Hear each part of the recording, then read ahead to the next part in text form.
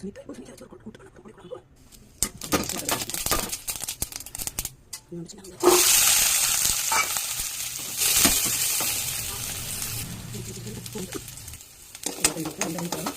சின்ன சைஸ் தக்காளி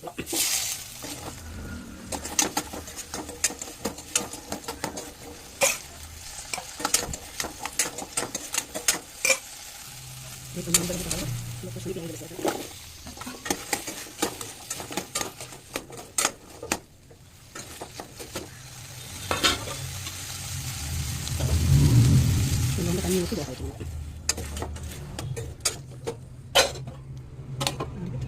நல்லா கொதிச்சு வேக தண்ணி வச்சு தண்ணி சேர்த்து கிண்டி வேக வைக்கணும்.